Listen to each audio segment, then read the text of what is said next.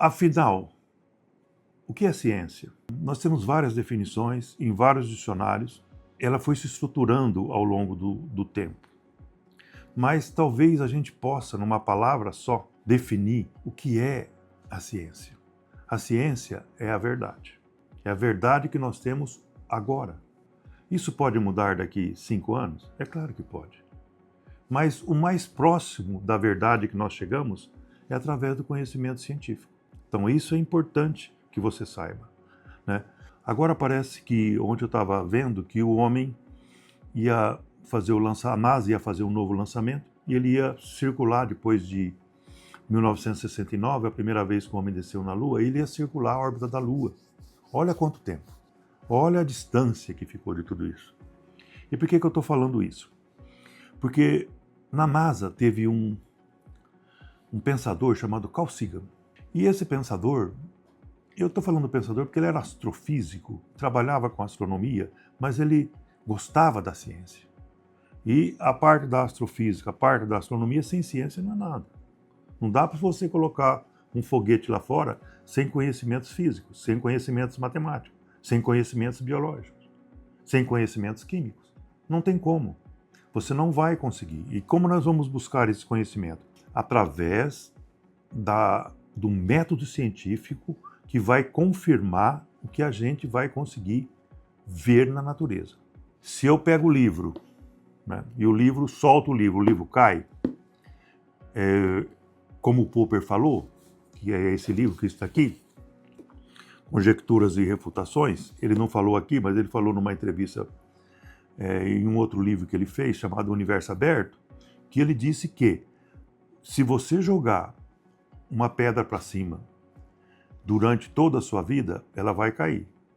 Mas vai chegar um momento que você vai morrer e você não vai saber se a pedra caiu ou não.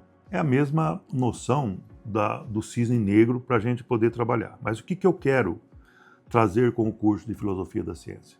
Nós não temos esse curso na USP, nós não temos esse curso na Unicamp, nós não temos esse curso na Unesp. Por quê? Porque lá, como nas universidades públicas, eles colocam História da Filosofia da Ciência. E nós temos um livro aqui importante, que é um livro difícil para achar hoje, e ele também trabalha, é de um autor francês. Então esse autor francês, ele também trabalha mais ou menos num processo histórico. Você vê que não é um problema exclusivamente do Brasil.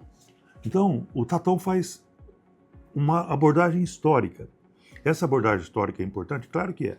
Nós não vamos conseguir ficar livre dela, porque eu acabei de comentar com vocês que é a verdade agora. É o mais próximo da verdade agora. E talvez a gente pudesse agregar a palavra verdade para definir melhor a ciência. É a verdade do conhecimento humano. Porque eu creio que tudo que nós temos aqui, ele foi gerado através do conhecimento. E para poder entender esse conhecimento, você precisa de conhecer o método científico. E o método científico foi gerado através da filosofia da ciência. Então você vai aos poucos, num período de tempo, receber as informações que lhe são consideradas importantes, né? E vai, através do seu próprio raciocínio, adquirir o senso crítico.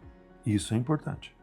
Importante que você tenha a sua visão e é importante que essa visão seja a visão da ciência. Eu deixei o Carl Sagan um pouco para trás, porque eu vou terminar aqui falando do que aconteceu com ele. Ele estava, parece que em Nova York, e ele tinha aplicado o Cosmos, a série Cosmos, há um tempo, e ele foi pegar um táxi em Nova York e sentou atrás, né? O motorista olhou e falou assim: "Ah, eu estou te reconhecendo. Você é o Carl Sagan, aquele cientista da NASA. E você fez o Cosmos falando a favor da ciência."